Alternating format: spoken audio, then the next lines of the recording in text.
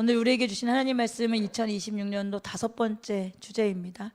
이 주제가 굉장히 좀 오래 가네요. 긴 주제이기도 하고 중요한 말씀이기도 해서 오늘 9번째 시간입니다.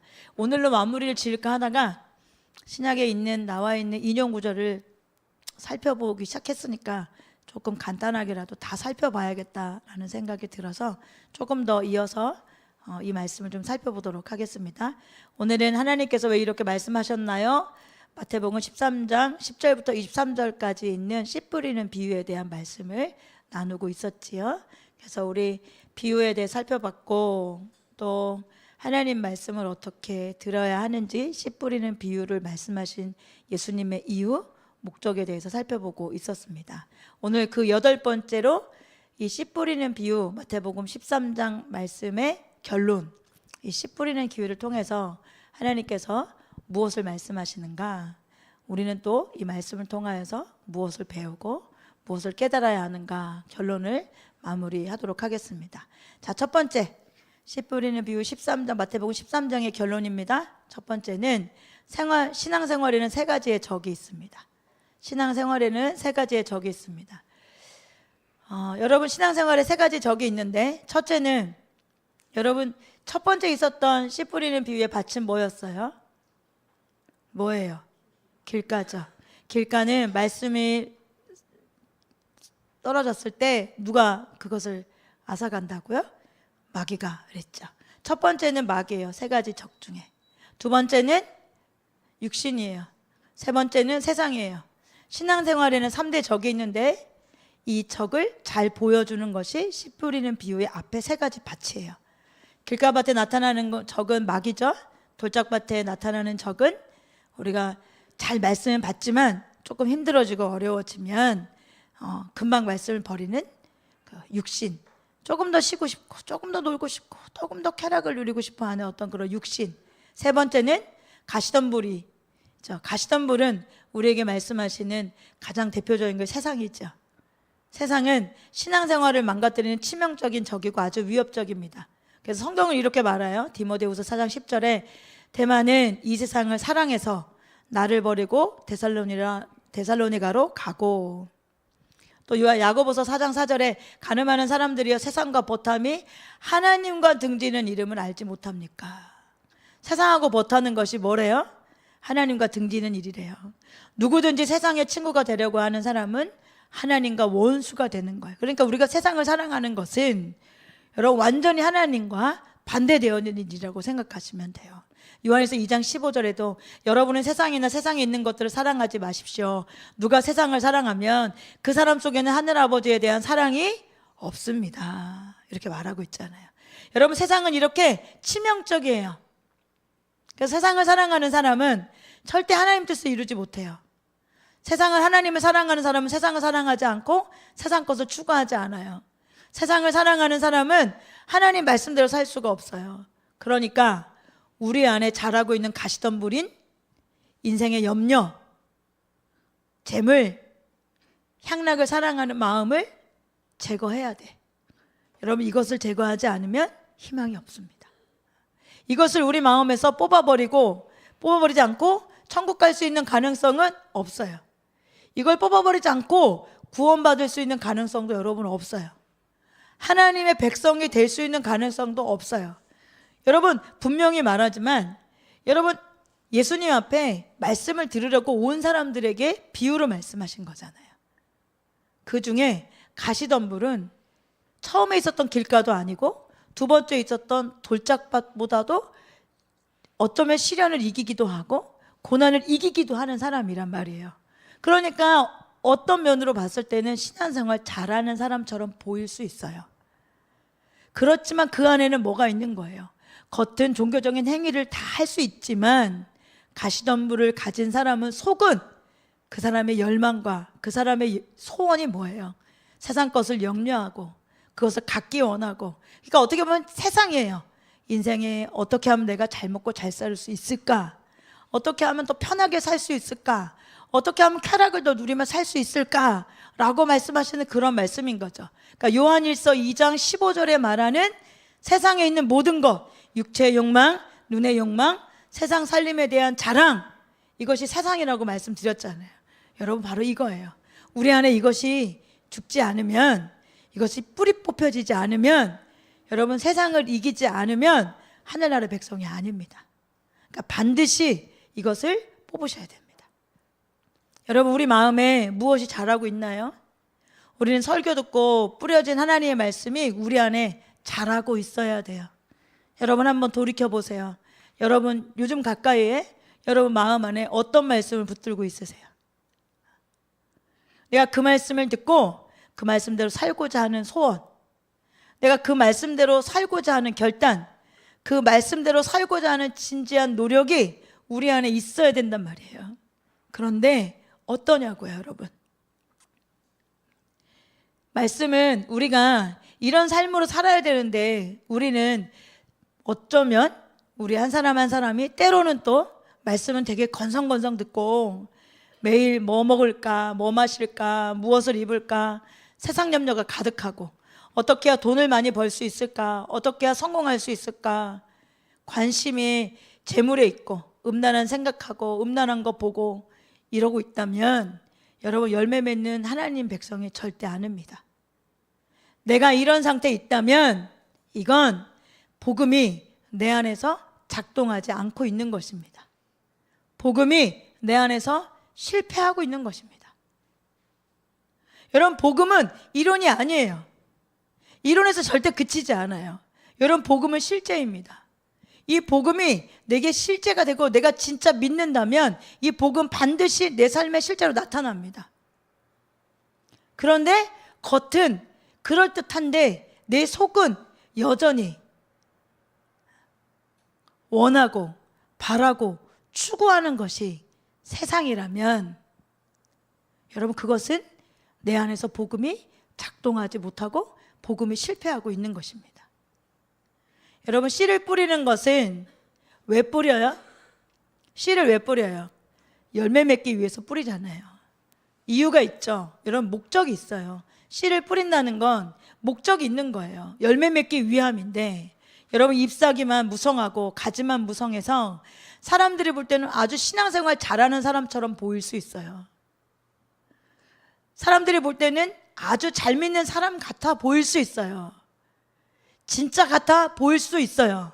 그런데 우리 마음이 이렇다면 내 마음에 무엇이 자라고 있는지를 보고 하나님께서 원하시는 하나님의 말씀대로 살고자 하는 결단과 의지와 노력과 소원이 없이 세상에서 원하는 것, 세상에서 주어진 것을 갖고자 하고 있는 것들만 자라고 있다면 그것은 여러분 진짜 같지만 진짜가 아닙니다. 진짜 같지만 진짜가 아닙니다. 여러분 우리 마음에 무엇이 자라고 있는지 보십시오. 여러분 말씀이 자라길 주님의 이름으로 축복합니다. 그 말씀 우리를 매일매일 이끌어가요. 주일 말씀을 통하여서 또 매일매일 듣는 말씀들을 통하여서 하나님께서 우리에게 말씀하세요. 그럼 그 말씀 우리가 마음에 받아서 그 말씀대로 살고자 하는 마음이 있어야 되는 거예요. 그런 사람이 말씀을 귀 기울여 듣지요. 씨 뿌리는 비유에 예수님께서 비유를 말씀하셨을 때 비유가 무슨 뜻인지도 모르고 알지도 못하면서 사람들이 다 흩어졌어요. 그러니 그 사람들은 무엇 때문에 온 거예요?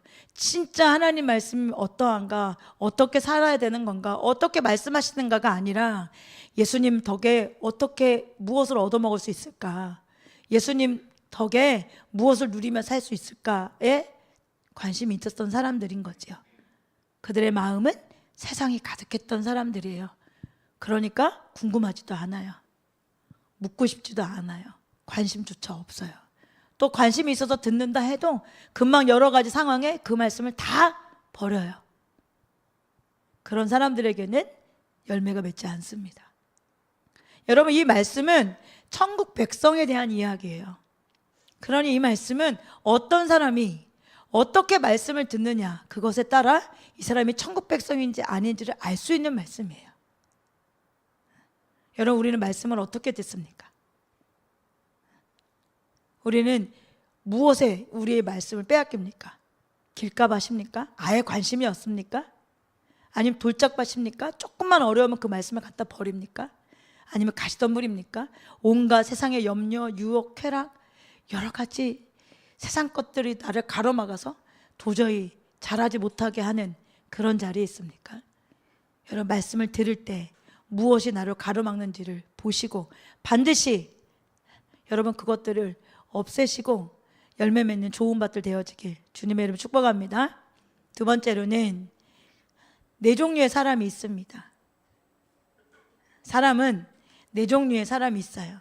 예수님께서 비유로 든 네 가지 마음은 네 종류의 마음, 네 종류의 사람이 있음을 알 수 있지요. 그 대표적인 사람들의 예를 한번 들어보고 나는 어느 자리에 있는 사람인가 좀 살펴보면 좋겠습니다. 길가에 뿌린 씨는 서기관과 바리새인 같은 사람들입니다. 오늘날도 이런 사람이 진짜 많지요. 서기관과 바리새인 같은 사람들은 예수님 말씀에 전혀 관심이 없어요. 예수님 말씀을 들으려고 안 해요. 관심도 없어요. 근데 만약에 이런 사람들이 말씀을 들으려고 한다, 그렇다면 내가 듣고 어떻게 해야지? 지금 하나님께서 내게 무슨 말씀을 하시지?가 아니라 흠내려고, 그 말씀을 듣고 흠잡고 공격하려고 말씀을 듣는 것 뿐이에요. 그러니까 이런 사람들에게는 말씀이 들어와도 전혀 그 말씀이 작동할 수 없어요. 관심이 없기 때문에. 두 번째, 돌짝밭에 뿌린 씨는 예수님을 따랐던 많은 군중들이에요. 예수님이 이 땅에 계셨을 때 많은 사람들이 예수님을 따르셨잖아요. 발로 밟힐 만큼 많은 사람들이 예수님을 따랐어요.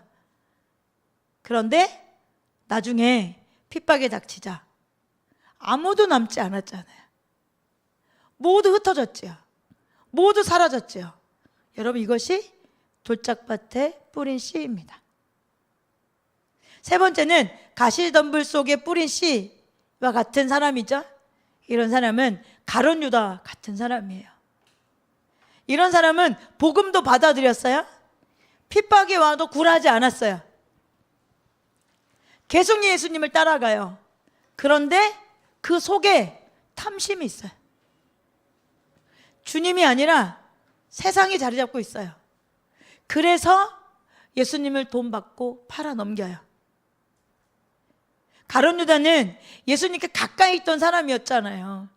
3년이 넘도록 예수님과 함께 자고 함께 먹고 함께 거닐고 함께 사역하고 함께 기도했던 사람이었잖아요. 교회 열심히 다니는 사람이었고 신앙생활 잘하는 사람이었고, 가룟 유다는 심지어 사도였고 목회자 중에 목회자였어요. 그럼에도 불구하고 그 마음이 세상으로 가득 찼던 사람이었어요. 그러니 마음이 얼마나 중요해요, 여러분. 우리 수요일날 중심에 대해서 배우고 있는데, 여러분, 하나님께서 왜 마음을 보시는지 아시겠죠? 사람은 마음에 관심이 없어요. 볼 수도 없고 알 수도 없어요. 그런데 하나님은 아실 수 있잖아요. 그래서 마음을 보는 거예요. 그런데 이 가시밭, 이 밭에 뿌려진 씨는 꼭 이런 마음을 가진 사람들이에요. 사람들을 보기에는 그럴듯해요. 다 가지고 있는 것 같아요. 그런데 그 마음은, 하나님만 보시는 그 마음은 세상으로 가득 찬 사람이에요. 그러니까 교회 안에 이런 사람들이 있겠어요, 없겠어요? 많겠죠. 가룟 유다 정도만 돼도 여러분, 결정적인 그것만 아니었다면, 예수님 팔아넘긴 것만 아니었으면 얼마나 그럴듯한 제자입니까? 얼마나 훌륭해 보이는 제자였습니까? 그런데 결정적으로 그 안에 탐심이, 그 안에 쾌락이, 그 안에 세상에 있는 모든 염려가 결국 결정적일 때 하나님을 뛰어넘습니다. 그 어떤 신앙보다 뛰어넘습니다. 그러면 하나님의 말씀은 열매를 맺을 수가 없잖아요. 여러분, 좋은 밭에 뿌린 씨와 같은 사람은 베드로, 야고보, 요한, 이런 제자들입니다. 이런 사람들은 어떻게 하셨어요? 말씀 듣고 다 버려두고 예수님을 따르잖아요.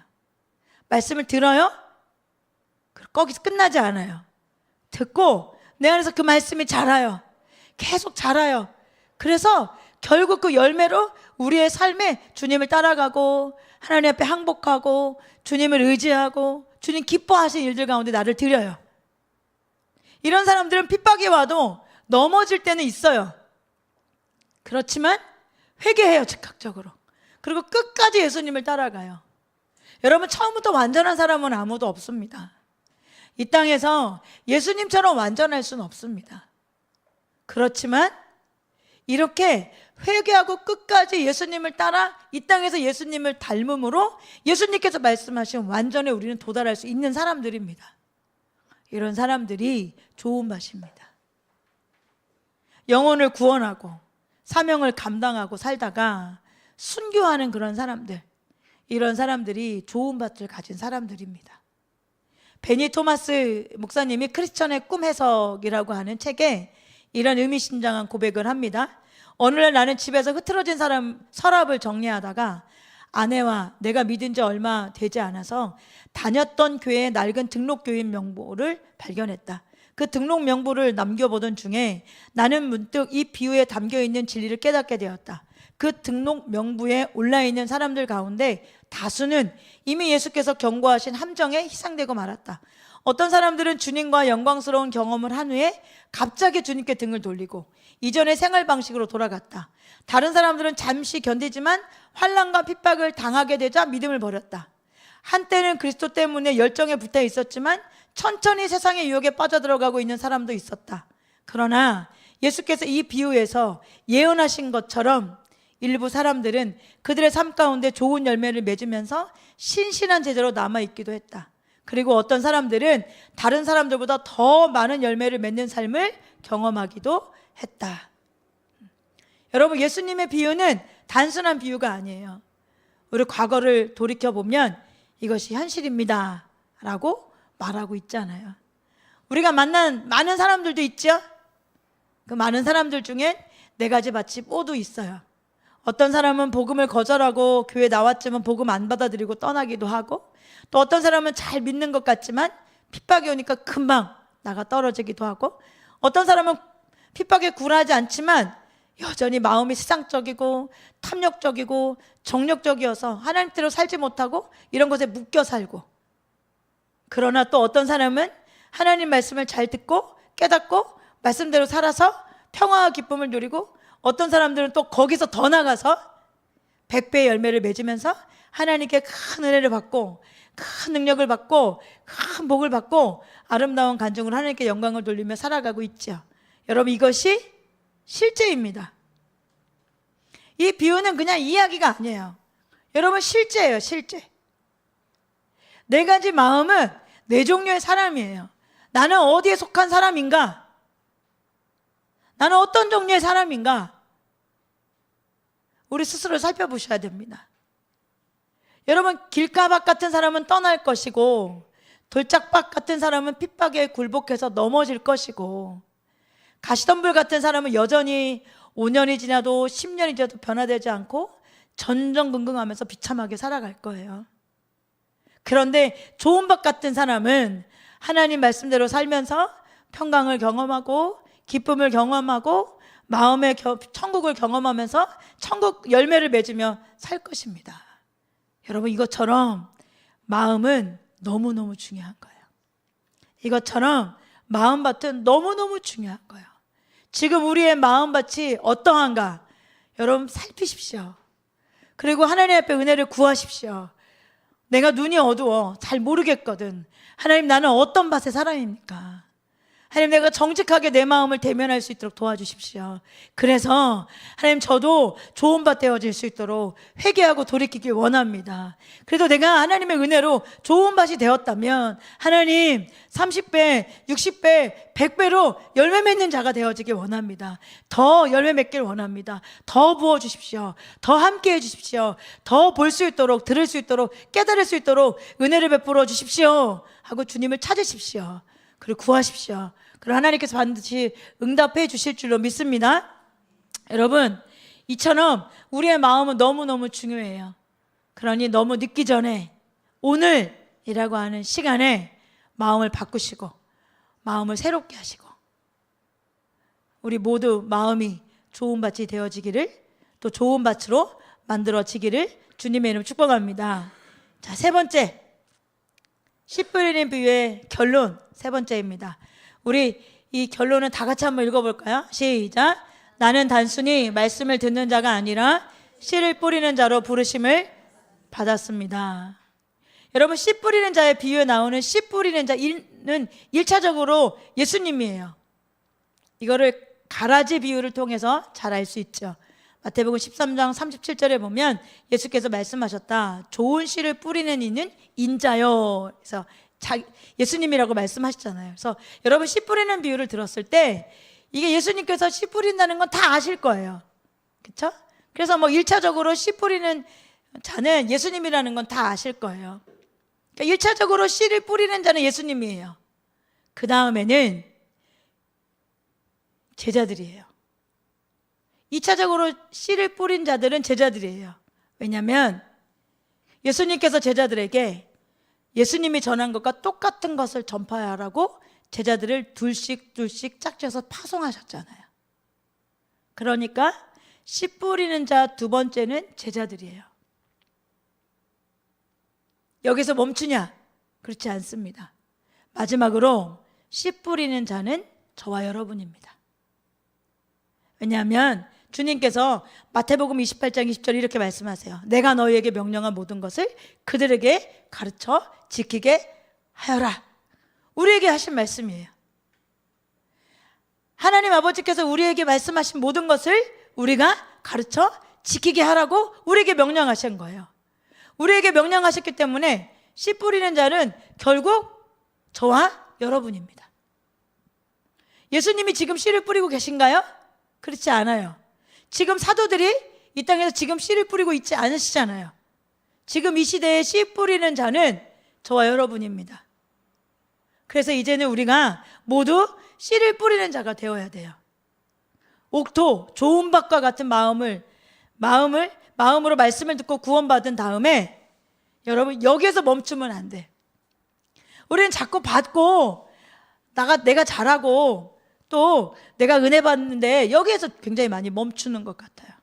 그것이 아니라 저와 여러분은 이 씨 뿌리는 비유를 통해서 하나님께서 우리에게 말씀하시는 것은 이제 너를 통해서, 저와 여러분을 통해서 씨 뿌리는 자들이 너희가 되어야 돼 라고 말씀하시는 거예요. 여러분, 나는 단순히 말씀을 듣는 자가 아니라 씨를 뿌리는 자로 부르심을 받았다. 이것이 우리의 정체성이고 우리의 사명입니다. 내가 무엇을 위해 살지? 이렇게 물어보기도 하잖아요. 우리 어디로 부르셨죠, 주님? 이렇게 묻기도 하잖아요. 여러분, 우리의 정체성과 사명은 단순히 말씀 듣는 것에 멈추지 않고 씨를 뿌리는 자로 부르심을 받았어요. 이제는 예수님이 직접 뿌리지도 않고 사도들에 의해서, 제자들에 의해서 씨를 뿌리는 때는 아니에요. 지금은 그 은혜로 우리가 그 말씀을 듣고 우리가 씨를 뿌리는 자로 하나님께서 우리를 부르셨어요.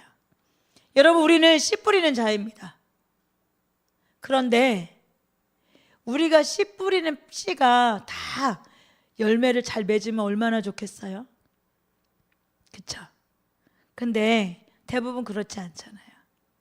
그래서 우리 지체들 마음에도 처음에는 말씀을 전하기도 하고 또 이 좋은 말씀을 나누기도 하고 교회로 인도하고 싶은 마음이 있어서 손을 뻗어 복음을 전하기도 하고 말씀을 나누기도 하고 하지만 많은 경우 좋아하지도 않고 관심도 없으니까 마음에 어떤 실족된 마음도 있고 실망스러운 마음도 있고 그냥 생각하기에 그냥 이거 별로 안 되나 보다 이런 주저앉은 마음이 있을 수도 있어요. 그런데 그런 마음을 갖고 있다면 여러분, 이 씨 뿌리는 비유 말씀을 통해서 다시 회복되어져야 될 영역이 있다는 것을 여러분 보실 수 있길 바랍니다. 여러분, 전도서 11장 6절에 보면 이런 말씀이 있어요. 아침에 씨를 뿌리고 저녁에도 부지런히 일하여라. 어떤 것이 잘 될지, 이것이 잘 될지 저것이 잘 될지 아니면 둘 다 잘 될지를 알 수 없기 때문이다. 이런 말씀이 있어요. 씨를 열심히 뿌리래요. 왜 열심히 뿌리래요? 뭐가 될지 모른대. 뭐가 될지 모른대. 그러니까 씨 뿌리는 자의 입장에서는 어떻게 해야 되는 거예요? 열심히 뿌려야 되는 거예요. 씨 뿌리는 입장에서 이 말씀을 보면 어떤 것이 잘 될지 안 될지 알 수 있어요, 없어요? 잘 몰라요. 그러니까 어떤 것이 잘 될지 잘 모르니까 우리 편에서 고르는 게 아니라 아침에 씨를 뿌리고 저녁에도 부지런히 일하여라 라고 말하는 것처럼 우리는 씨를 열심히 뿌려야 되는 게 우리의 몫이에요.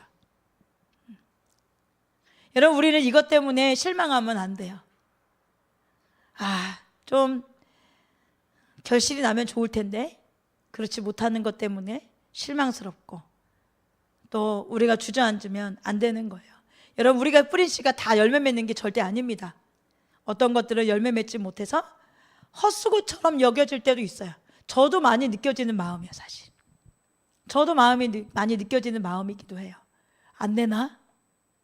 최근에 제가 그런 마음을 하나님 앞에 기도하면서 했던 것 같아요. 하나님, 왜 이게 이렇게 안 보일까요?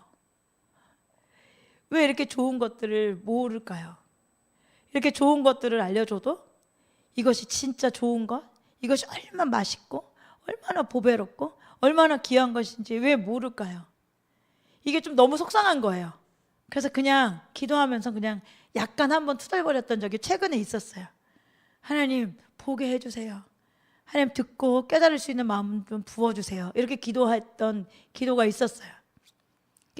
제 마음에도 이런 일들, 일련의 여러 가지 일들 통해서 참 안 되는구나. 잘 안 되는구나. 이런 생각들이 이제 있었기 때문에 이런 기도를 했겠죠.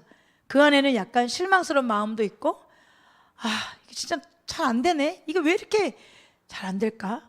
그냥 그런 거 있잖아요. 우리는 그냥 어떻게 보면 그냥 가서 아무도 오라고도 안 하고 아무도 우리를 뭐 오라고 가라고도 안 하고 그냥 알게 됐는데 너무 귀하고 소중해서 그냥 우리는 스스로 취하고 또 사모하고 사랑하고 또 따라가고 그러는데, 그냥 우리가 잘해서가 아니라 그냥 우리 같은 마음이라도 조금 있으면 좋겠다, 이런 생각들이 이제 좀 있게 된 거예요.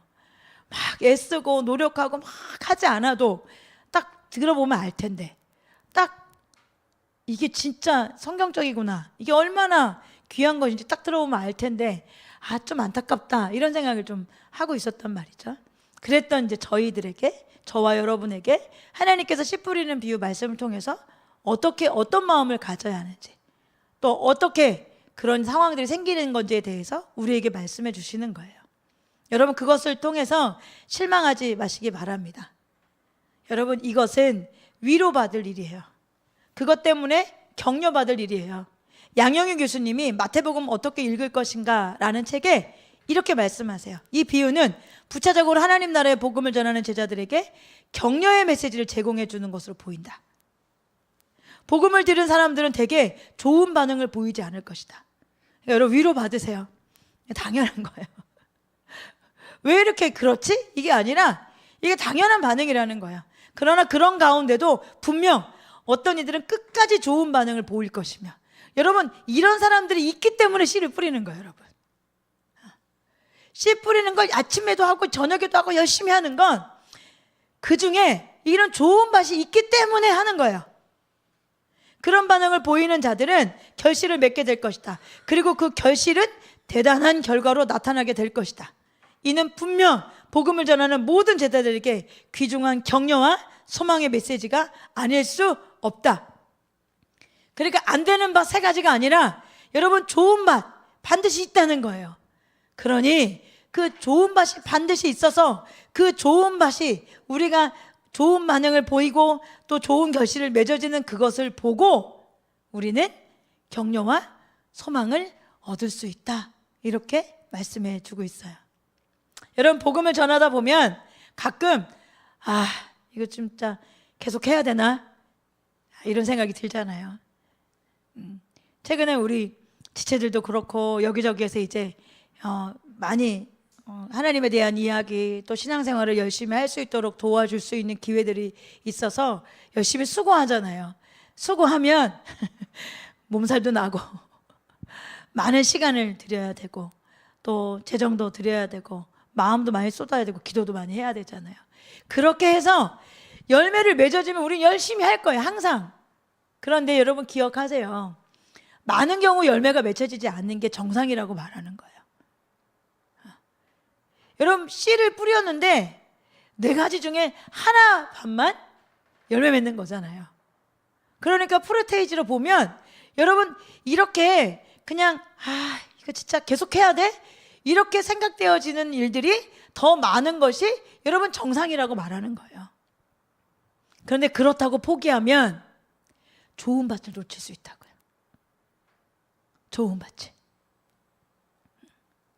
여러분 많은 사람들이 거절하고 또 교회에 따라 나왔다고 또 변덕 떨기도 하고 핍박이 오면 신앙생활 잘하고 잘 자랄 것 같다가도 핍박에 굴복해서 떠나고 교회 나왔다가도 세상적이고 변화되지 않고 그러면 여러분 힘 빠지죠. 그런데 오히려 이 말씀을 통해서 격려받으라고 하는 거예요. 그것 너무 자연스러운 일이다. 그것이 당연한 거야. 예수님 말씀을 전할 때도 그랬다. 이렇게 씨 뿌리는 비유를 통해서 예수님이 직접 설교해도 그런 사람들이 있었다라고 말씀하시는 거잖아요. 바울이 직접 설교해도 그런 사람들이 있었다는 거잖아요. 여러분 그러면 우리가 말씀 전하고 우리가 복음을 전하고 우리가 막 좋다고 얘기해도 여러분 당연히 여러분 예수님 때도 그랬고 바울의 설교를 듣고도 그랬던 사람들이 대다수였다면 여러분 우리가 실족할 일이 아닙니다. 여러분 실망해서 멈출 일이 아닙니다. 그건 그냥 좋은 밭을 찾기 위한 무던한 노력이라고 생각하시면 됩니다. 그런데 여러분 이렇게 엉망진창인 사람들만 있는 게 아니잖아요. 좋은 밭 같은 마음을 가진 사람이 분명히 있어요. 여러분 우리가 전하는 복음을 통해서 영생을 얻는 사람들이 분명히 있고 변화되는 사람들이 분명히 있고 분명히 그런 사람들이 일어납니다. 분명히 그런 사람들이 나타납니다. 그런 다음에 그 사람이 변해. 그러면 변하는 것에서 끝나지 않고 복음을 전하는 자가 돼. 씨 뿌리는 자가 돼서 많은 영혼을 구원하는 그런 사람들이 분명히 나타납니다. 그러니 여러분 부지런히 씨 뿌리는 자들이 되십시오. 부지런히 그들이 어떻든 그들의 밭이 어때도 열매를 어떻게 맺든 그들의 반응을 어떻게 하든 여러분 우리 편에서는 여러분 실망하지도 실족하지도 낙심하지도 마시고 여러분 열심히 아침 저녁으로 부지런히 씨를 뿌리는 거예요. 그러면 거기에 좋은 맛이 있다. 그 사람이 변하고 그 사람이 변해서 복음을 전하는 씨 뿌리는 자가 돼서 수많은 영혼을 구원하는 어떤 사람이 열매 맺는 사람 30배, 60배, 100배 열매 맺는 사람이 있다. 여러분 그걸 꼭 기억하시고 부지런히 씨 뿌리는 자들이 저희가 되어야 되는 거예요. 여러분 헛된 것이 아닙니다. 반드시 좋은 밭 같은 사람이 있기 때문에 길가밭 같은 사람 때문에 좌절할 것도 없고 돌짝밭 같은 사람 때문에 좌절할 것도 없고 가시밭 같은 사람 때문에 좌절하지도 말고 여러분 좋은 밭의 사람들은 들을 것이에요. 그들은 깨달을 거고 좋은 밭의 사람들은 변화될 거고 그런데 문제는 그들이 우리가 전하는 이 복음을 전해주기를 기다리고 있다는 거예요. 여러분 어떤 사람들이 좋은 밭인지 우린 몰라요. 알 수가 없어요. 우리는 외모를 보기 때문에 우리는 외모로 자꾸 판단해. 그래서 우리도 많은 사람들을 외모로 속이는 것처럼 우리도 많이 외모에 속아요. 그래서 어떤 사람들은 안 받아들일 것 같아. 어떤 사람들은 잘할 것 같아. 우리는 자꾸 이렇게 판단해서 시도를 하려고 해요. 그런데 우리에게 씨 뿌리는 자에게는 그렇게 판단할 것이 아니라 부지런히 씨를 뿌리세요. 부지런히 씨를 뿌리면 좋은 밭인 사람은 기다리고 있는 거예요. 그 복음을 기다리고 있고 들을 것이고 만나면 그 복음을 듣고 변화될 것이에요. 여러분 그들을 구원하는데 하나님이 우리를 사용하실 거고 하나님 기뻐하시고 하늘의 상급을 저와 여러분에게 예비해 주실 것입니다. 여러분 그것을 믿음으로 취하시고 사모하는 마음으로 우리가 그랬는데 결과가 안 나타나 빠른 결과, 빠른 열매를 맺으려고 하는 것이 아니라 하나님 나라에 씨 뿌리는 자의 비유를 보면 진짜 많은 사람들이 좋은 밭이기보다는 많은 경우가 더 많은 수가 좋은 밭이 아니구나. 그래서 우리가 때로는 이것 때문에 실족할 수 있고 실망할 수 있구나. 그렇지만 좋은 밭이 있다라고 하는 것에 초점을 맞추고 소망을 갖자. 그 한 사람을 통하여서 그 좋은 밭에 소수의 물이 들을 게 있는 자들, 볼 수 있는 자들, 깨닫는 마음을 가진 자들이 일어나 반드시 하나님 나라가 확장되어지고 반드시 하나님 뜻이 이루어진 날이 있을 것을 여러분 기대하시고 저와 여러분이 열심히 씨를 뿌립시다. 아멘. 여러분, 저와 여러분도 보면 그런 마음이 있잖아요. 어떤 면으로 보면 좋을 것 같잖아요. 말씀을 듣고 그 말씀에 순종해서 회개하고 돌이켜서 하나님 뜻대로 살면 여러분 목회자가 가장 행복한 것 같아요. 그런 성도들과 함께 있는 것이. 제가 조금 전에 여러분에게 건강하게 잘 관리하십시오라고 말하는 건 그냥 여러분에게 좋으라고, 여러분에게 뭐 젊은 사람들 이런 얘기 뭐 이런 소리 좀 그렇지만 귀뚱으로 잘 안 들리잖아요. 막 안 아픈데 뭐 막 이런데. 그런데 진짜로 여러분에게 그런 이야기를 하는 건 여러분이 지금처럼 계속 주의 말씀을 사모하고 사랑하고 기도하고 정결하고 깨끗하고 하나님 말씀하신 대로 하나님 사랑하고 이웃 사랑하는 삶을 살면 여러분의 인생이 얼마나 하나님 앞에 더 깊이 하나님을 사랑하고 하나님 영광과 하나님 나라를 위해서 여러분 살 수 있겠어요.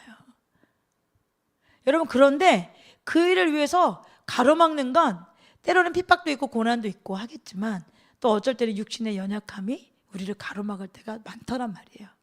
그럼 너무 안타깝잖아요. 그러니까 지금 가졌을 때 잘 관리하세요. 가졌을 때 잘 관리하시는 거예요. 하나님께 주셨을 때 잘 관리하는 거예요. 잃어버리면 안 돼요. 최근에 여러분은 뭐 미디어 안 하시죠? 저는 많이 해요. 찔끔찔끔씩. 요즘에 아이유 나오는 뭐 무슨 드라마를 하더라고요. 이제 뭐 전체는 뭐 안 보고 찔끔찔끔 나오는 그 남자 주인공이 너무 잘생겨가지고 그 주인공이 뭐 선제였고 티언가 뭔가 그거 했던 주인공이라는 것도 최근에 우리 조연사님 동생이 와서 알려줬어요. 치킨 가방에 그 사람이 있더라고요. 그걸 딱 보더니 선제다 이러는 거예요. 그래서 내가 분명히 선제가 누군지는 모르겠는데 그랬더니 누구야 그랬더니 그 드라마의 주인공이었다고 하더라고요. 엄청 잘생겼어요. 연기는 잘 모르겠어요. 계속 연결해서 본 것이 아니니까. 근데 이제 아이유를 가졌다가 이렇게 서로 좋아하게 돼요. 처음에는 좋아하는 게 아닌 것처럼 하다가 둘이 좋아하게 됐어요. 근데 오래전부터 아이유를 옆에서 이렇게 지켜봤던 오빠가 있었는데 그 오빠가 못된 짓 해가지고 아이유를 막 취하려고 그래요. 그래서 그 왕을 막 죽이려고 그러고 막 그러더라고요. 근데 엄청 유명한 어제 대사를 하더라고요. 그 막 불같이 질투심에 타오른 그 남자가 아이유를 소유하려고 하고 그래서 막 친했던 그 왕을 죽이려고 하니까 그 왕이 그렇게 말해요. 한 번도 가지지 않았는데 잃어버렸다고 생각하는 것 자체가 잘못됐다.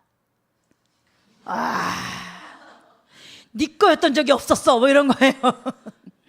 넌 가지지도 않아놓고서는 왜 잃어버렸다고 생각해?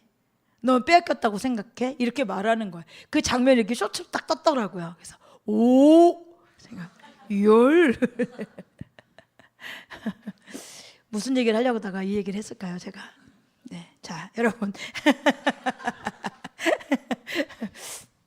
자 여러분 그 얘기 하다 그랬잖아요.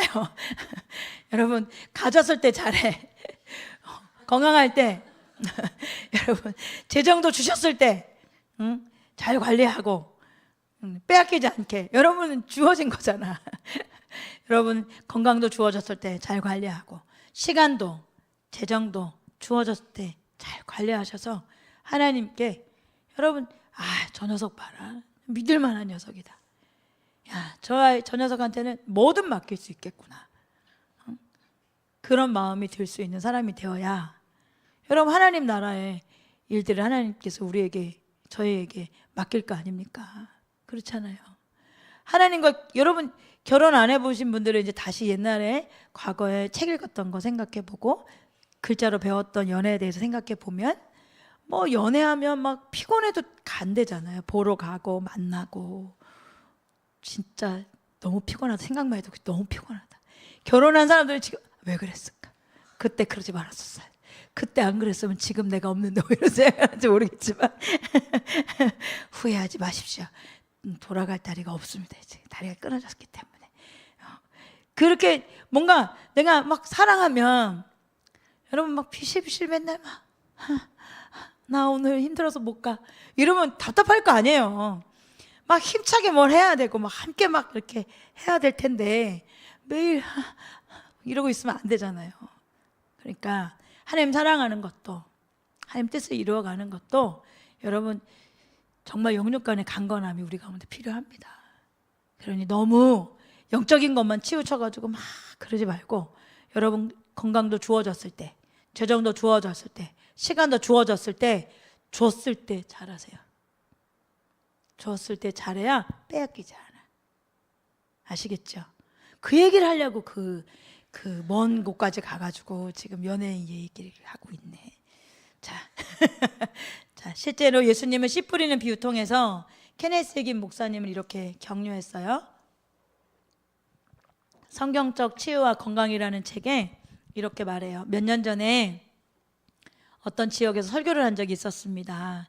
나의 설교가 크게 효과를 내지 못한 것 같았습니다. 그래서 과외로 금식하며 기도하는 집회를 시작했습니다. 그러던 어느 날 주님께서 나에게 이렇게 말씀하셨습니다. 네 사람 중에 한 사람만 내가 말하는 것을 알아들을 것이라고 내가 미리 너에게 말했다. 내가 말했습니다. 무엇을요? 주님께서 말씀하셨습니다. 네 사람 중에 한 사람만 내가 말하는 것을 알아들을 것이라고 내가 미리 너에게 말했다. 그리고 그 말을 알아듣는 4분의 1 중에서도 3분의 1만 충분한 열매, 즉 100배의 결실을 가져올 것이다. 나는 주님께서 무슨 말씀을 하시는지 금방 알아듣지 못했습니다. 그래서 물었어요. 주님께서 지금 무슨 말씀을 하시는 겁니까? 그러자 주님께서 나에게 질문하셨습니다. 너 씨 뿌리는 자의 비유를 기억하지? 예, 제가 기억하지요. 내가 말했습니다. 그러자 주님께서 그 비유를 나에게 설명해 주셨습니다. 씨 뿌리는 자가 나가서 씨를 뿌렸다. 어떤 씨는 길가에 떨어지자 공중의 새들이 그것을 먹어버렸다. 그것이 말씀을 들었지만 이해하지 못한 4분의 1의 사람들이다. 마귀가 와서 그들에게서 말씀을 빼앗아 간 것이다. 물론 내가 마귀에게 허락을 하지 않았다면 마귀는 빼앗아 갈 수 없기 때문에 그들이 그렇게 허용을 해주었던 것이다. 어떤 씨는 돌밭에 떨어지자 즉시 싹이 나왔다. 너는 하룻밤새 영적 거장이 될 것처럼 보이는 사람들을 본 적이 있었느냐? 그들은 말씀에 곧잘 반응을 보이지만 깊이가 하나도 없다. 그래서 해가 떠올라 그들에게 내리쬐면 그들 마음속에 말씀이 금방 시들어 죽어버린다. 그 다음에는 그것이 사라져서 어디로 가는지 알지 못한다. 그게 말씀을 깨닫지 못한 4분의 2의 사람들이다. 그 다음 주님께서 말씀하셨습니다. 어떤 씨는 가시와 엉겅퀴에 떨어졌는데 그것은 이생의 염려를 말한다. 많은 사람들이 세상의 염려에 너무 신경을 쓴다. 그 염려로 인해 씨가 질식을 당하여 아무런 결과도 내지 못한 채 죽어버린다. 그러므로 그것은 말씀을 깨닫지 못한 4분의 3의 사람들을 나타낸다. 그러나 이게 이제 중요한 거예요. 그러나 감사하게도 어떤 씨는 좋은 땅에 떨어져 30배, 60배, 100배의 결실을 가져왔습니다. 나는 씨 뿌리는 자의 비유를 알고 있었지만 그런 식으로는 전에 한 번도 생각해 본 적이 없었습니다. 주님께서 말씀하신 것에 나는 정말로 깜짝 놀랐지만 또한 그것은 나에게 격려가 되었습니다. 나는 내가 생각해 왔던 것보다 더 잘하고 있다는 것을 알았습니다. 여러분, 예수님의 설교에서도 얼마나 많은 사람들이 떠나갔어요? 얼마나 많은 사람들이 배신하고 얼마나 많은 사람들이 더디 변하고 또는 변화되지 않았어요. 그러나 예수님 말씀을 듣고 또 분명한 건 변화된 사람들이 있고 완전하게 변화된 사람들이 있어요. 그러니 여러분, 이것이 정상이에요. 어떤 사람들은 떠나기도 하고 어떤 사람들을 배신하기도 하고 어떤 사람들은 더디 변하기도 하고 어떤 사람들은 변하지 않기도 해요. 그런데 그 중에서도 어떤 사람들은 변하고 또 완전하게 더 하나님께 나아가 변화되는 사람들이 있어요. 여러분, 이것이 정상이라는 거예요. 그래서 케네스 해긴 목사님이 설교를 하고 낙심했던 적이 있었던 것 같잖아요. 그럴 때 이 씨 뿌리는 비유를 통해서 케네스 해긴 목사님께 너 잘하고 있어 라고 위로하고 있는 거예요. 잘하고 있어. 나는 내가 생각한 것보다 더 잘하고 있구나 라고 하나님께서 케네스 해긴 목사님을 위로해 주신 거예요. 여러분, 이것이 교회예요. 이것이 교회예요. 교회는 우리가 바라는 것처럼 전부 변화된 성도만 있는 것이 아니에요. 모든 성도가 30배, 60배, 100배 열매 맺는 것은 아니죠. 여러분, 이것이 교회예요. 이렇게 말씀에 비춰보면 우리 교회는 참 좋은 교회지요. 많은 프로테이지가 좋은 밭이니까요. 그러니 우리는 이제 길가밭이나 돌짝밭이나 가시밭 이런 거 바라보면서 낙심하지 말고 좋은 밭 바라보고 열매를 기대하고 씨를 뿌리는 것처럼 여러분 말씀 듣고 깨닫고 변화되는 성도들로 인해서 기뻐하고 즐거워하고 그것의 의미를 찾고 보람을 찾으시는 저와 여러분 되길 주님을 축복합니다. 제가 얼마 전에 사역 받는데 사역자분이 저에게 이런 말씀을 하세요. 그냥 막 이제 수다를 막 이제 제가 요즘에 가면 사역보다 막 수다를 많이 떠는 것 같아요. 사역자분들하고 뭐 이런저런 얘기도 하고 제가 또 궁금한 것도 여쭤보기도 하고 그러면서 이제 시간을 보내기도 하고 또 뭐 사역도 받기도 하고 이런 시간을 좀 보내는데 그런 이야기를 하더라고요. 이렇게 수다 아닌 수다를 사역 시간에 하면서 하면서 근데 목사님 제가요 과거에 영안이 열렸을 때가 있었어요. 그래서 와 좋겠다. 뭘 보셨어요? 제가 무엇을 봤냐면 저희가 막 안수 사역을 하는데 하늘에서 천사들이 막 내려오는 걸 보셨대요. 그런데 신기한 걸 봤대요. 그래서 그게 뭐예요? 그랬더니 천사들이 모든 천사가 모두를 안수해 줄 것 같은데 그렇게 안수를 안 하더래요. 그게 당신한테는 너무 충격이었대요. 우리는 그렇게 생각하잖아요. 하나님은 모두를 구원하기 원하세요. 그런데 모두가 구원받는 건 아니잖아요. 그렇죠? 천사들도 아마 모두를 구원하고 모두를 축복하고 모두에게 하나님의 역사하심을 나타내고 싶으실 거예요. 그런데 그렇게 하지 않으시는 거예요. 그럼 우리는 공산주의적인 사고를 가진 사람이라든지 학교에서 또 이상한 세계관을 배운 사람들은 갑자기 이제 머리에 띠를 띠고 이 안에서부터 올바르지 않은 마음이 올라와. 어떻게 그럴 수가 있어? 그래서 응? 가난한 자들을 대변하고 뭐 헐벗은 자들을 대변하고 막 요즘 같을 때는 막 그 뭐 소수 뭐예요? 뭐 동성애자들 막 옹호하고 막 이런 생각을 가지면서 막 대변하는 사람들이 있을 수 있겠지만 여러분 그건 굉장히 그럴듯한 것 같지만 성경에서는 하나님 뜻에서는 전혀 그렇지 않아요. 하나님은 우리가 올바른 반응을 하는 것에 더 주십니다. 하나님은 사모하는 자들에게 더 주세요. 하나님은 열망하는 자들에게 임하세요. 하나님은 주님을 찾는 자들을 만나주시겠다고 하셨지 모두를 만나주시겠다고 말씀하시지 않으셨어요. 그렇잖아요, 여러분. 그렇게 말씀하실 때 제가 그것을 듣고 그게 성경적이죠. 그것이 맞지요. 그런 이야기를 그 사역자분하고 같이 나눴어요. 왜요? 여러분 오늘 그리고 우리가 계속적으로 이 말씀을 들으면서 이사야 6장 9절 10절 말씀을 들으면서 마태복음 13장 씨 뿌리는 비유까지 들으면서 여러분 무엇을 하나님께서 말씀하시는 거예요? 여러분 우리가 어떻게 말씀을 듣는가? 우리가 하나님을 얼마나 사모하는가? 우리는 마음에 무엇을 잘하고 있는가? 무엇을 향해 살고 있는가? 무엇을 원하는가? 여러분 이건 하나님께 다 아세요. 하나님께서는 우리가 원하는 것 주신다고요. 우리가 하나님을 원하면 하나님은 하나님을 주세요. 우리가 세상을 원하면 세상을 주세요. 그런데 여러분 세상은 결국 뭐예요? 죄로 이어지잖아요. 죄의 결과는 뭐예요? 사망이에요. 하나님 우리를 생명으로 이끌어가길 원하시잖아요. 여러분 저와 여러분이 하나님 아버지를 사모하고 열망해서 주님을 알기를 사모해 주님을 찾고 주님을 만나 주님을 알면 주님을 사랑하는 자로 나아갈 수 있는 것처럼 우리가 그 모든 것이 우리의 삶의 가장 뜨거운 열망이 되어지길 주님의 이름으로 축복합니다. 그것을 알기 위해서는 끊임없이 하나님께서 우리에게 주신 성령님을 통하여서 우리를 이끌어 가시는 그렇지만 그 성령님을 통하여서는 이 말씀대로 살 수 있도록 은혜를 베풀어 주시고 도와주시는 거잖아요. 이 말씀이 무엇인가 어떤 뜻인가를 우리가 가르쳐 가시는 거잖아요. 그러면 우리가 사모해야 될 것은 진짜 말씀이에요. 말씀을 어떻게 듣는가, 우리가 말씀을 어떻게 대면하는가, 이것이 얼마나 크고 우리 가운데 중요한 요건인지 하나님 앞에 알 수 있죠. 여러분, 빌라이트 목사님의 담대히 전하라 라고 하는 책에 보면 이런 말씀이 있어요. 예수님은 전도에 실패하셨는가? 이런 제목이에요. 우리 주님의 선교 사역은 몇 가지 흥미로운 의문을 제기하게 한다. 그분께서는 전도에 실패하셨는가? 부자 청년이 하나님을 그의 삶의 첫째 가는 위치에 모시기를 거부하며 그분으로부터 떠나갈 때 그분은 실패하셨는가?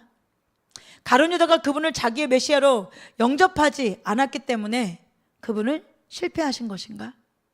그분과 함께 십자가에 못 박힌 강도 중에 한 사람이 그를 주님으로 인정하지 않았기 때문에 그분은 실패하셨는가? 그분을 둘러싼 군중들 중에 많은 사람이 그분을 받아들이지 않았기 때문에 그분은 실패하신 것일까? 우리 주님 자신이 그분의 지상에서 사역을 다 마치시고 하늘에 계시는 그분의 아버지께 드린 기도 속에서 이 물음표의 의문에 대답을 하고 계세요. 요한복음 17장 4절 5절 말씀입니다. 나는 아버지께서 내게 하라고 맡기신 일을 완성하여. 여러분, 지금 물음표 했지요?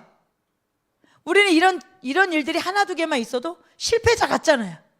그런데 예수님께서 당신께서 이 땅에 사시고 마무리하시면서 하나님 앞에 이렇게 말씀하세요. 아버지께서 내게 하라고 맡기신 일을 완성했다. 땅에서 아버지께 영광을 돌렸습니다. 아버지, 창세전에 내가 아버지 함께 누리던 그 영광으로 나를 아버지 앞에서 영광되게 하여 주십시오. 이렇게 기도하잖아요. 그러한 거부에도 불구하고 우리가 실패라고 부르고 있을지라도 우리 주 예수님은 그분의 사역의 완벽에 가까운 것으로 알고 계셨던 것이다. 그분은 아버지의 명령에 순종하셨다. 그분은 하늘의 메시지를 전해주셨고 그의 죽음과 부활로 그 일을 완수하시려고 하셨다. 그분은 자신을 거부한 사람들을 슬프게 생각하셨지만 그러나 결코 실패하지 않으셨다. 그분은 하나님께서 그에게 하라고 주신 모든 일을 다 이루셨다. 하나님께서 요구하시는 것은 우리의 순종이다. 하늘에 계시는 우리 아버지께서는 한 가지 일 외에는 아무것도 더 이상 요구하지 않는다. 그것은 너희가 온 천하에 다니며 만민에게 복음을 전파하라는 그분의 명령에 우리가 순종하는 것이다. 성공적인 전도는 성령의 능력 안에서 그리스도만을 전하고 그 결과는 하나님께 맡기는 것이다. 예수께서는 그분의 사역에서 결코 실패하지 않으셨다. 그분은 아버지께서 그분에게 하라고 명령하신 모든 일을 다 이루셨다. 마찬가지로 우리가 참된 사랑과 불쌍히 여기는 마음으로 말씀을 전하고 하나님께서 원하시는 대로 순종한다면 우리는 결코 실패하지 않은 것이다. 여러분, 하나님께서 우리에게 요구하시는 것은 순종입니다. 성공이 아니에요. 하나님의 순종의 잣대로 사람들을 재어보세요. 성공의 잣대로 사람들을 평가하지 않으세요. 하나님은요. 선지자들을 만약에 성공의 잣대로 평가하셨다면 대부분의 선지자들은 심판받아야 될 거예요. 왜냐하면 외형적으로 보기에 성공했다 하는 선지자들은 대부분 없잖아요. 그들은 배척당했고 대부분 박해당했고 대부분 비참하게 죽었잖아요. 그렇다면 이 사람들은 성공한 사람들이라고 보기는 어려워요. 여러분, 노아가 큰 자예요? 요나가 큰 자예요? 여러분은 어떻게 생각하세요?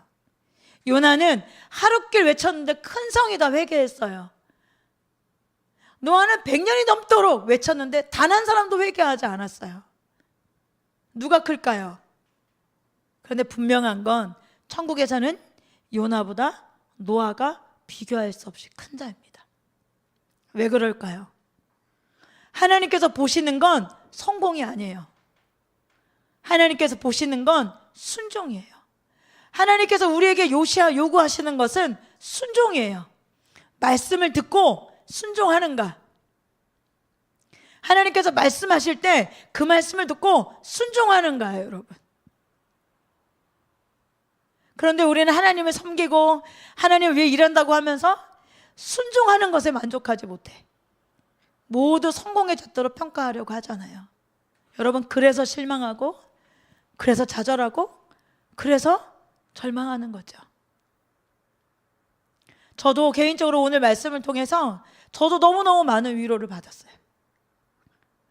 저도 자꾸만 그런 평가 앞에 서고 그런 성공의 잣대로 저 자신을 볼 때가 너무너무 많아요. 교회가 드러나면 드러날수록, 교회가 사람들의 이목을 보면 볼수록 더 위축되어져 가는 것 같고 더 부끄러운 모습인 것만 같은 생각이 저를 억누를 때가 참 많아요. 부끄러운 고백이지만. 그런데 하나님께서는 우리에게 요구하시는 게, 너희가 말씀을 전했으니 3,000명씩 5,000명씩 수십만 명이 회개하고 돌이키는 일 모두에게 있는 것이 아니다. 그것이 내가 원하고 바라는 것이 아니다. 예수님께서 이 땅에 오셨을 때도 그렇게 말씀을 듣지 않았던 사람들이 많았고, 바울이 말씀을 전해도 끝까지 바울을 이단이라고 말하면서 그의 설교를, 그의 사도직에 대한 부분들을 얼마나 끝까지 괴롭히고 공격했던 사람들이 많았어요. 여러분, 하나님께서 우리에게 원하시는 건, 여러분 직장에서, 사업체에서, 여러분 교회나 여러분 가정에서, 여러분 학업의 자리에서 여러분 성공하는 게 아니에요. 하나님께서 우리에게 말씀하실 때 우리가 마음으로 어떻게 반응하는가? 우리가 올바른 반응을 하는가? 우리가 진짜 하나님께서 말씀할 때 순종하는가? 올바른 반응은 결국 순종이에요, 여러분. 순종이에요. 여러분, 많은 시간에 기도도 받고 여러분 여러 가지 모형으로 우리가 하나님의 것들을 취할 수 있는 기회의 순간들이 왔어요. 여러분, 때로는 여러분 예언을 받기도 하고 때로는 기도 사역을 받기도 하면서 그런 이야기를 들으면서 어떤 것들은 확 취해지기도 하고 어떤 것들은 꼭 비유로 말씀하시는 것처럼 잘 모르겠는 것들도 있을 수 있잖아요. 그럴 때 여러분은 어떻게 하세요? 그냥 묻어둡니까? 한 달란트 받은 사람처럼 땅에 묻어둡니까? 아니면 비유를 듣고도 모르고도 그냥 괜찮다고 떠나는 사람들처럼 그냥 버려집니까? 아니면 하나님 앞에 찾습니까? 하나님, 내가 돌이켜야 될 것이, 하나님, 제가 지금 하나님께 제게 말씀하시는 것이 무엇인지 여러분, 하나님 알기 원합니다. 그런데 무슨 뜻인지 모르겠어요. 하나님, 어떻게 해야 될지 모르겠어요. 하나님, 가르쳐 가주세요. 제가 듣기를 원합니다. 깨닫기를 원합니다. 그러면 찾으시냐고요. 왜 그런 마음이 일어나죠? 진짜 그렇게 살고 싶어서요. 왜 그렇게 찾게 되죠? 진짜 그렇게 살고 싶기 때문이잖아요. 순종하고 싶어서요. 그러니 여러분, 씨 뿌리는 비유는 우리가 말씀을 대할 때 어떻게 대하는가, 여러분, 그 대함의 자세가 천국 백성들의 조건이에요. 그리고 우리는 세상에 휩쓸려서 교회에서도 마저도 성공. 여러분, 이런 일들을 막 박수치고 원하고, 오늘은 목표, 이번 달에 목표 몇 명? 보험회사처럼 이번 달 목표 몇 명? 그래서 막 우리가 많이 들었던 것들 있잖아요. 교회가 저 안에 있으면 그 앞에다가 봉고차 대고 그 교회 가기 전에 그 봉고차에 그 사람도 실어가지고 다른 교회로 데리고 가고, 이런 얘기를 많이 듣잖아요. 그런데 또 우리는 반면 너무 안 해. 너무 씨를 안 뿌려. 씨 뿌리는 일이 내 일이라고 생각하지 않아. 여러분, 저와 여러분은 듣는 자들이가 아니라 이제는 그 벗어나 그 듣는 자들 뿐만 아니라 우리는 씨를 뿌리는 자들인 것을 기억하세요. 그리고 그 씨를 뿌릴 때 좋은 밭이 있을 거라는 것을 기대하는 마음으로 열심히 뿌리시는 거예요. 그런데 많은 경우가 좋은 밭이 아니라고 하나님께서 말씀하세요. 그래도 포기하지 말아라. 잘하고 있는 것이다. 그 중에 좋은 밭들이 있다. 그 좋은 밭들이 30배, 60배, 100배 열매면 놀라운 일들이 일어날 것이다. 너희는 그것을 주목해서 열심히 씨를 뿌려라. 이렇게 말씀하고 있는 거예요. 여러분, 하나님께서는 우리에게 순종하길 원하세요. 저와 여러분, 하나님께 순종하시기 바랍니다. 성공할까 실패할까, 효과가 있을까 없을까, 이게 다 저예요. 이게 될까 안 될까, 효과가 있을까 없을까, 매일 제 머릿속에 있는 생각이에요. 그런데 여러분, 저와 모두가 이런 생각을 모두 잊어버리고 여러분, 하나님께 순종해서, 하나님께서 복음 전하라 그랬으니 복음을 전합시다. 씨 뿌린 자의 사명을 감당하십시다. 그래서 저와 여러분이 깨닫고 아는 이 복음과 진리를 다른 사람하고 나누게 되는 저와 여러분 되길 주님의 이름으로 축복합니다. 여러분, 심지어 노아처럼 이 땅에 살면서 한 명도 전도하지 못한다 할지라도 내가 복음을 전했다면, 내가 씨 뿌리는 자가 내 정체성이고 씨 뿌리는 자가 하나님께서 내게 허락하신 소명이라고 말씀하셨기에 내가 순종해서 씨를 뿌렸다면 하나님이 볼 때는 성공한 것입니다. 내가 그 말씀에 순종해서 씨를 뿌렸다면 성공한 것입니다. 여러분, 복음을 안 받아들이는 것은 그 사람들의 문제예요. 그렇지 복음을 전한 자체로는 우리가 분명히 하나님의 말씀 앞에 순종한 것입니다. 여러분, 우리가 전할 복음이 너무 귀하고 보배로운 복음이 우리 안에 있잖아요. 이 복음을 마음껏 전합시다. 이럴까 움츠러들지 말고, 저럴까 움츠러들지 말고, 때로 이렇게 해가지고 내가 모함을 받을까 움츠러들 필요도 없고, 힘든 일이 생길까 위축되지도 말고, 여러분 마음껏, 그래도 그 안에 분명히 이 복음을, 이 갈증을 누리고 너무너무 듣고 싶어 했었던 갈망을 가진 자들이 있다는 걸 깨닫고 여러분 열심히 뿌리다 보면 그곳에 보배로운 좋은 밭들이 있다는 것을 기억하고 여러분 열심히 순종하는 마음으로 우리가 뿌리는 거예요. 저와 여러분이 뿌려야만 여러분 열매 맺을 수 있습니다. 여러분, 뿌리지 않는데 어떻게 열매가 맺어집니까? 여러분, 교회 회복을 위해서 기도하셔야죠. 다음 세대 회복을 위해서 기도하셔야죠. 그렇지만 여러분, 교회 회복과 다음 세대 회복을 위해서 기도만 하고 있는다고 되는 문제가 아니잖아요. 뿌려라 라고 말씀하시잖아요. 여러분, 전하십시오. 자꾸 알려주십시오. 자꾸 들어보라고 하십시오. 저희 교회 설교도 열심히 우리 미디어 팀에서 열심히 작업해서 올려놓잖아요.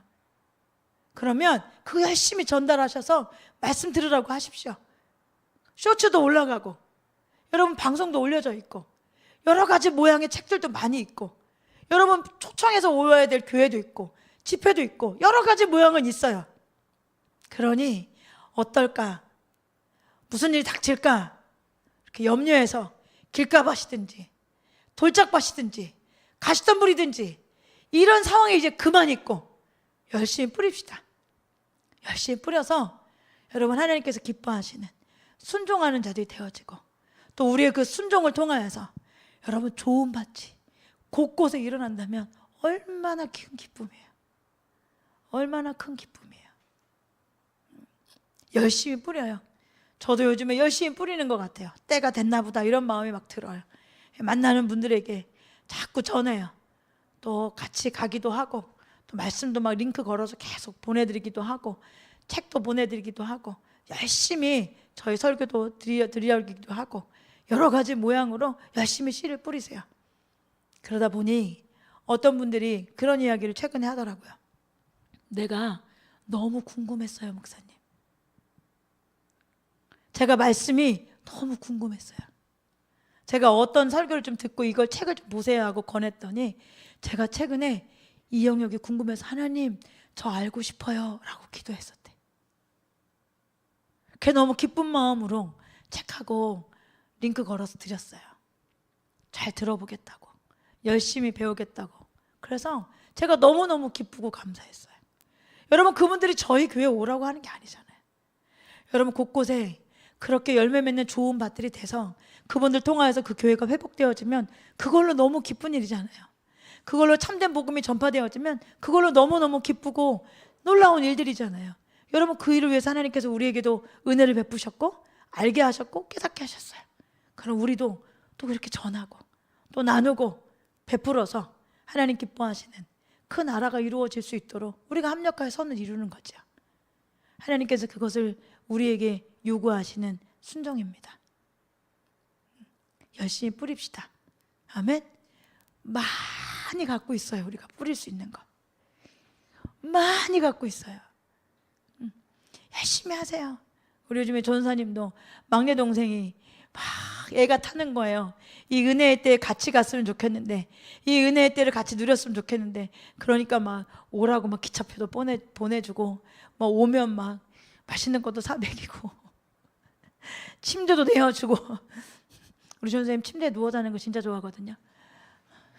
나는 이 침대가 너무 감사해. 사실은 10만 원짜리 침대야. 좋은 침대도 아닌데 맨날 그 10만 원짜리 침대를 몇 년 쓰고 있는데 그걸 쓰면서 너무 감사해. 이런 편안한 잠자리 주신 것도 감사해. 그런데 그걸 기꺼이 내주더라고요. 너 여기 자, 내가 바닥에 잘게. 그런데 한 며칠 자더니 막 등이 결리대. 늙어가지고 이제. 그래도 기쁨으로 내어주는 거예요. 왜요? 이렇게 좋은 것 사랑하는 사람한테 주고 싶잖아. 이렇게 좋은 건 나누고 싶잖아요. 알려주고 싶잖아요. 그러니까 이게 복음을 전하고 이걸 알려주고 하는 건 내가 진짜 좋아하고 사랑하는 사람한테 하는 것 같아. 욕을 먹더라도 뭐 불편한 상황이 되더라도 너무 좋은 것은 사랑하는 사람한테 주고 싶잖아요. 그래 여러분들 사랑하는 사람들에게 씨를 뿌리십시오. 그 영혼들이 살 것입니다. 잘할 것입니다. 변화될 것입니다. 하나님께서 그 일을 행하실 줄 믿고 여러분 우리는 순종하는 거 하나님께서 원하시는 거 순종이니 저와 여러분이 순종의 발걸음을 떼기를 주님의 이름으로 축복합니다. 아멘. 그럼 우리는 더 원하는 거예요. 내 안에 머물지 않고 흘려보내길 원하세요. 근데 우리가 채워져야 흘려보낼 수 있어요. 그리고 우리가 무엇으로 채워졌는지가 정말로 중요해요. 복음을 진리 사랑하고 예수 그리스도 전할 수 있도록 우리가 예수 그리스도로 채워질 수 있는 사람 되어서 생명을 흘려보내는 자들 되어지는 은혜를 부어달라고 기도하세요. 그것이 씨 뿌리는 자들이 해야 할 일이잖아요. 이 찬양 들으시면서 하나님 앞에 열망하고 사모하는 마음으로 고백하고 또 기도하면 좋겠습니다.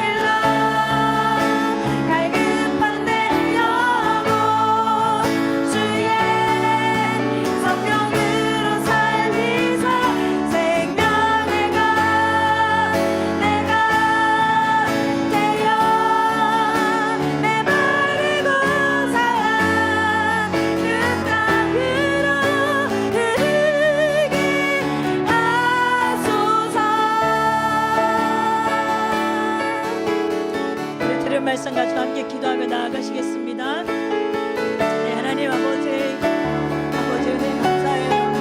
우리 놀라운 하나님의 비밀을 듣게 하시고 알게 하시고 그 비밀이 허용된 자들을 우리를 불러주셔서 감사합니다. 아버지의 말씀 우리 가운데 생명입니다. 하나님의 은혜가 우리에게 생명으로 넘쳐 흐릅니다. 하나님 우리에게 머물지 않는 은혜이길 원합니다. 그 은혜가 흘러 차고 넘쳐 하나님 강이 닿는 곳마다 생명이 살아나는 것처럼 하나님 우리가 가는 곳마다 생명이 흘러넘치는 은혜를 누리기 원합니다. 주여 우리 한 사람 한 사람에게 그 은혜를 베풀어 주옵소서. 우리 한 사람 한 사람에게 차고 넘치는 은혜를 베풀어 주옵소서. 우리 한 사람 한 사람에게 하나님으로 차고 넘치는 은혜가 되게 하여 주옵소서. 우리는 씨 뿌리는 자들입니다. 주여 때는 어떠지 못어떠지 복음을 전하라고 하신 하나님 말씀 앞에 우리가 끓이는 자들로서 역할을 잘 감당하지 못한 것 용서하여 주옵소서. 결과를 보고 열매를 보고 실망하고 실족했던 마음들이 있어서 하나님 소극적이었던 것도 용서하여 주옵소서. 하나님께서 응원해 주시고 하나님께서 말씀하셔 순종의 길을 우리가 걸어가길 원하오니 주여 때는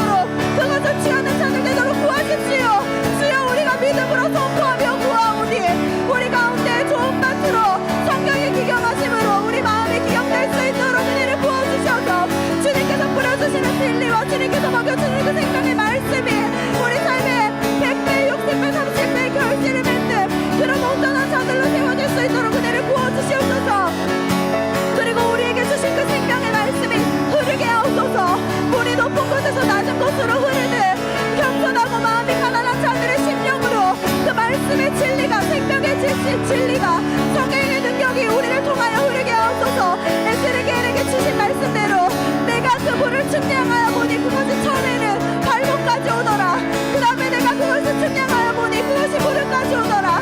그 다음에 내가 그것을 측량하여 보니 그것이 허리까지 오고 이 꼭이 감히 건너지 못할 거대한 강이 되어 흐르고 그 양옆에는 생명나무 과실이 자라나고 그 잎사귀는 만국을 치료하는 잎이 되고 그 열매는 만국을 치료하는 열매가 되노라. 그곳에 고기가 많이 살고 그 영상에 소금이 나비옥하게 하더라. 그 말씀대로 그것이 우리에게 이루어지게 하옵소서. 그렇게 우리가 생명을 전하는 자들 될 수 있게 하옵소서. 우리에게 주신 생명의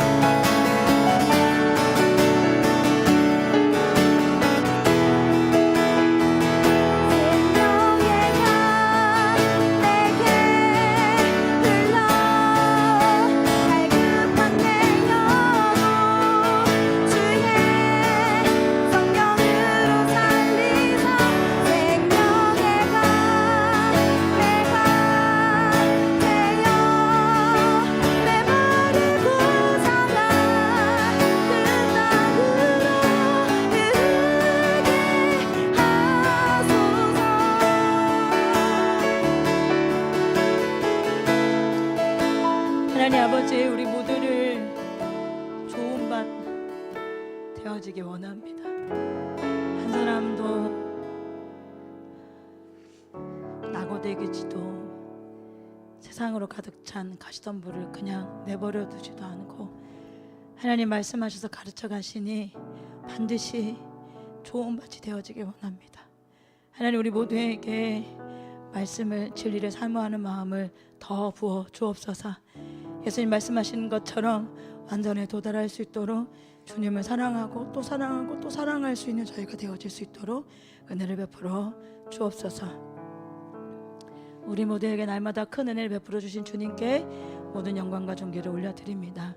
주님 영광을 받아 주옵소서. 지금은 우리를 죄악 가운데서 구원하시기 위해 이 땅에 오신 예수 그리스도의 은혜와 하나님 아버지의 무한하신 사랑하심과 성령님의 감동감화 역사하신 은혜가 오늘 함께 예배드린 동행하는 교회 지체들 머리 위에와 열방과 민족들 가운데 세워진 교회와 다음 세대들 머리 위에 영원토록 이 은혜가 함께 하시기를 간절히 축원하옵나이다. 아멘.